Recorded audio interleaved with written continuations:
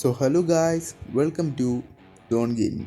അപ്പോൾ ഗൈസ്, നമ്മുടെ ഇന്നത്തെ വീഡിയോ എന്താണെന്ന് ചോദിച്ചു കഴിഞ്ഞാൽ കുറേ ആൾക്കാർ CS റാങ്ക് കളിക്കാൻ വേണ്ടിയൊക്കെ കഷ്ടപ്പെടുന്ന കണ്ടിട്ടുണ്ട്. അപ്പോൾ നമ്മൾ ഇന്ന് അതിൻ്റെ ഒരു സൊല്യൂഷനായിട്ടാണ് വന്നിരിക്കുന്നത്. കുറച്ച് ക്യാരക്ടർ സ്കില്ല് എങ്ങനെ കളിക്കണം, ഫസ്റ്റ് റൗണ്ട് എന്തൊക്കെ എടുക്കണം, അങ്ങനെ കുറച്ച് സൊല്യൂഷനായിട്ടാണ് നമ്മൾ ഇന്ന് വന്നിരിക്കുന്നത്. അപ്പോൾ നമുക്ക് വെയിറ്റ് ചെയ്യാതെ നേരെ വീഡിയോയിലേക്ക് പോവാം.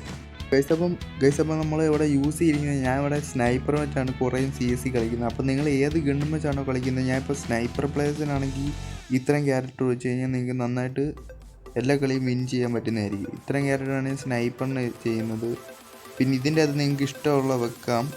പക്ഷേ ഞാൻ ഇവിടെ റെക്കമെൻഡ് ചെയ്യുന്ന ഇതാണ്, ഈ ബാഗ്. ഇത് വെച്ച് കഴിഞ്ഞാൽ നമുക്ക് ഓരോ കളിയിൽ നമുക്ക് ഗ്ലൂ വെച്ച് കിട്ടും. സെക്കൻഡ് റൗണ്ടിൽ ഒരു ഗ്ലൂ കിട്ടും. അങ്ങനെ നമുക്ക് ഓരോ ഗ്ലൂ വരെ കിട്ടും. 5 ഗ്ലൂ വരെ ഇതിൻ്റെ അകത്ത് നമുക്ക് മാക്സിമം എടുക്കാൻ വെക്കും ഗൈസ്. അപ്പോൾ ഞാൻ ഇവിടെ ചെയ്ത മിസ്റ്റേക്ക് കൂടെ ഞങ്ങൾക്ക് പറഞ്ഞു തരാം. ആദ്യം ഞാൻ നല്ല റഷ് അടിച്ചു കൊടുത്ത് അപ്പോഴത്തെ ടീംമേറ്റ് നല്ല കുറച്ച് ഡാം കൊടുത്തു. അപ്പോൾ തന്നെ എൻ്റെ ടീംമേറ്റ് ആരുമില്ല. ഞാൻ റഷ് അടിക്കും, അവനവിടെ മെഡ് അടിക്കുമായിരുന്നു. ഞാൻ റഷ് ചെയ്തു. എനിക്ക് അറിഞ്ഞുകൂടായിരുന്നു അവിടെ വേറെ എനിമി ഉണ്ടെന്ന്. ഞാൻ ഇവനെ ഫിനിഷ് ചെയ്യാൻ വേണ്ടി നോക്കി, പക്ഷേ അപ്പോൾ തന്നെ വേറെ എനിമി എന്നെ ഫൈറ്റ് ചെയ്തിട്ടു. അതാണ്, നിങ്ങൾ റഷ് അടിക്കുന്നതിന് മുമ്പ് ഫസ്റ്റ് നിങ്ങൾ ടീംമേറ്റ് ഉണ്ടോ എന്ന് നോക്കുക.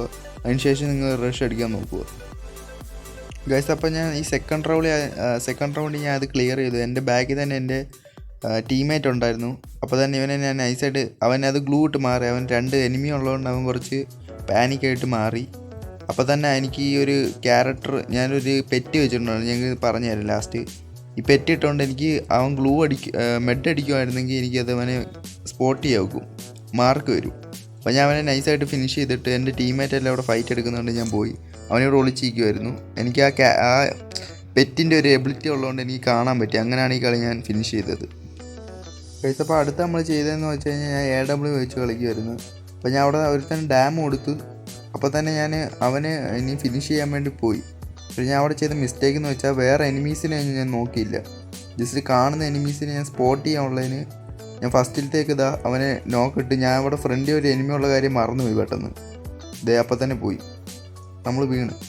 അപ്പോൾ നമ്മൾ ജസ്റ്റ് ഒന്ന് മൈൻഡ് വെച്ച് കുടയിൽ എനിമി ഉണ്ട്, അപ്പോൾ അത് വെച്ചിട്ട് നമ്മൾ കളിക്കുക ഗൈസ്. അപ്പോൾ ഇതൊക്കെയാണ് മെയിനായിട്ടുള്ളത് നമുക്ക് മിസ്റ്റേക്ക് പറ്റുന്നത്. ഇനി ഞാൻ യൂസ് ചെയ്ത ആ എബിലിറ്റി നമുക്കിപ്പോൾ നന്നായിട്ട് ഈ കളി വിൻ ചെയ്യാൻ വേണ്ടി യൂസ് ചെയ്താൽ ഞാൻ മറ്റൊരു പെറ്റാണ് ഗൈസ്. ആ പെറ്റ് കണ്ടാണ് ഞാൻ ഇത്രയും കളി ചെയ്തത്. നമുക്ക് 50 മീറ്റർ ഡിസ്റ്റൻസ് നമ്മുടെ എനിമി മെഡ് അടിക്കുകയാണെങ്കിൽ നമുക്കത് സ്പോട്ട് ചെയ്യാൻ വെക്കും. അങ്ങനെയാണ് നമുക്ക് ആ കളിയെല്ലാം വിൻ ചെയ്യാൻ നന്നായിട്ട് പറ്റിയത്. ആ പെറ്റ് നമ്മളിവിടെ കണ്ടിട്ട് ബോൺഫയറിൻ്റെ അപ്പുറത്ത് കിടക്കുന്നതാണ് പെറ്റ്. ഈ പെറ്റുണ്ടെങ്കിൽ ഇത് യൂസ് ചെയ്ത് നിങ്ങൾ കളിക്കാൻ നോക്കുക. നിങ്ങളുടെ കളിയെല്ലാം നന്നായിട്ട് ജയിക്കുന്നതായിരിക്കും, വിൻ ചെയ്യാം.